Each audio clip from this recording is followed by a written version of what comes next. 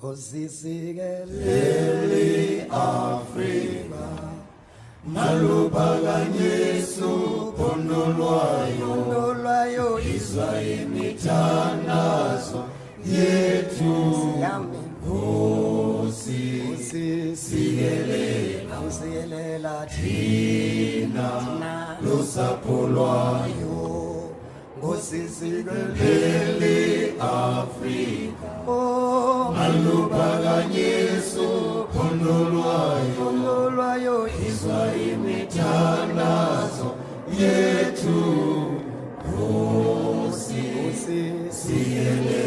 sikelela thina losapho lwayo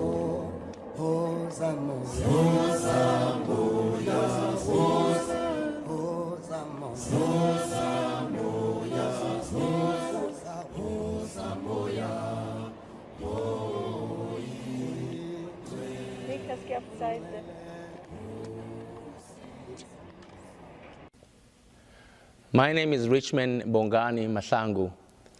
I was born in Durban, South Africa, and grew up among the people of the Zulu nation.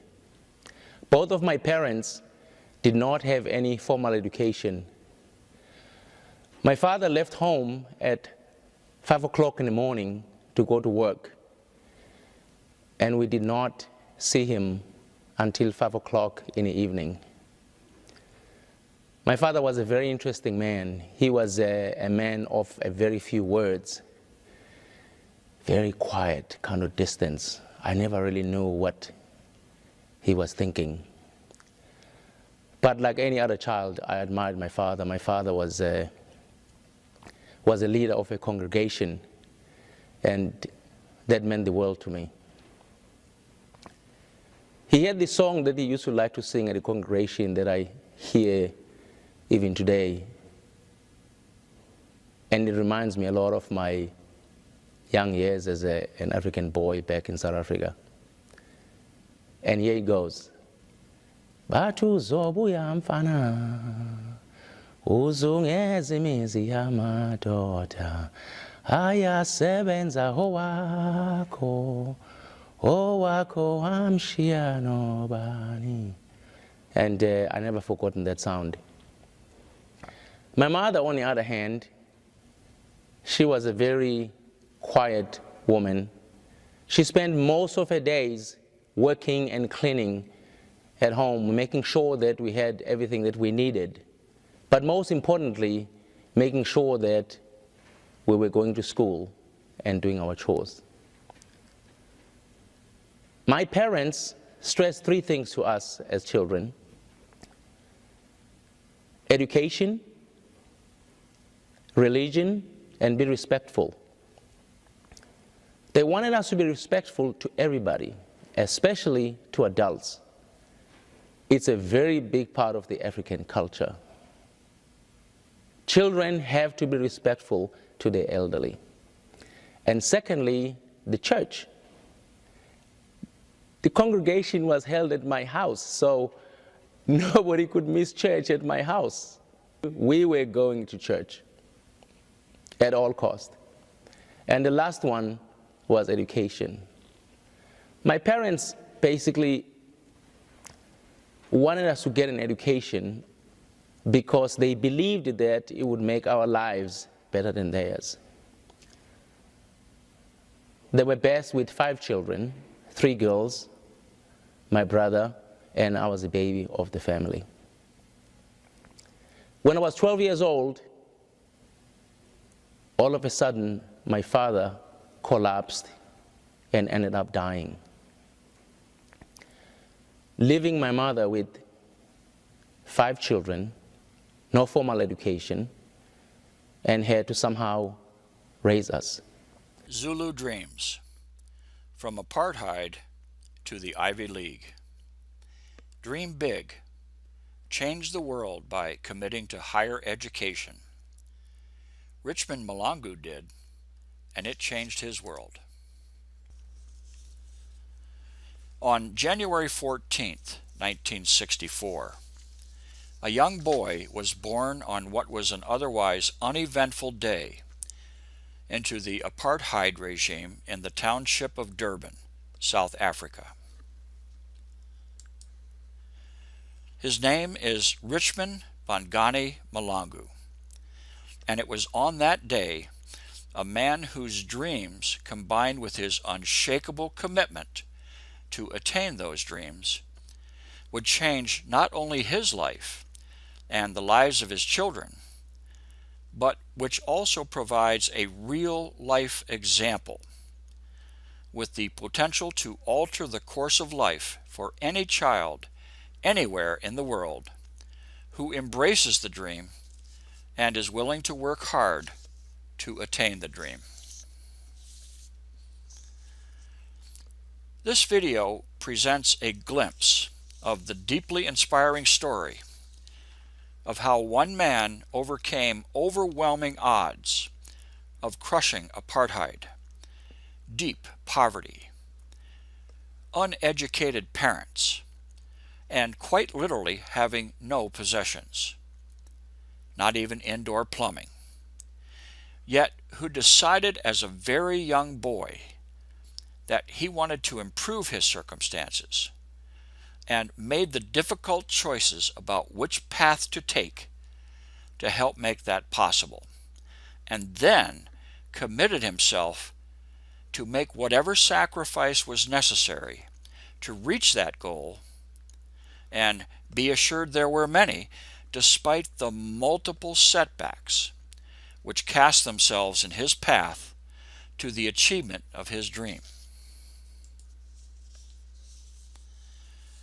Mr. Malangu is 100% convinced that his story of success and how he was able to attain it for himself and later for his children is a path that any young man or woman who is willing to work hard can follow.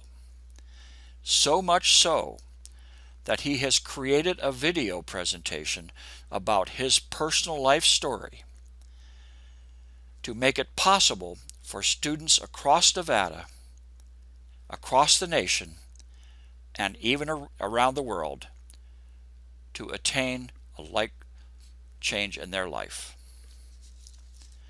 In this presentation, Mr. Malangu shares his experiences, his setbacks, how he was repeatedly forced to bounce back, and how some of the good fortune that came his way as a result of his tireless hard work helped him along the way. Mr. Malangu talks about the importance of having a vision that starts with an idea or dream about what is wanted in the future. The willingness to work very, very hard and to make sacrifices to accomplish that dream. Mr. Malangu's dream was to better his own life and the future life of his children through education.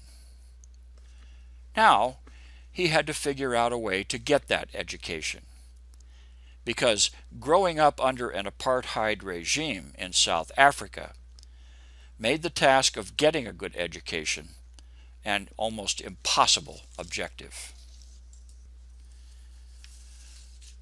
No one chooses the particular circumstances into which they are born. Some are fortunate to be born into great circumstances. Others are less fortunate. Mr. Malangu's story is about someone born into dire circumstances, yet who made up his mind about what he wanted his life to be, formed a plan in his mind, determined what was necessary to attain his goal, and then committed himself to the attainment of that goal. It was indeed against all odds that Mr. Malangu was not only able to succeed in his life, but he also raised his boys to follow his path of commitment, hard work, sacrifice, and perseverance. They too have begun to reap the benefits of that hard work, with his son Nicholas having recently graduated from Harvard Computer Science Department, and his younger son Yannick, who will soon graduate from Georgetown University. Thank you very much. Whose broad stripes and bright stars through the perilous fight, oh, the ramparts we watched were so gallantly streaming, and the rugged red land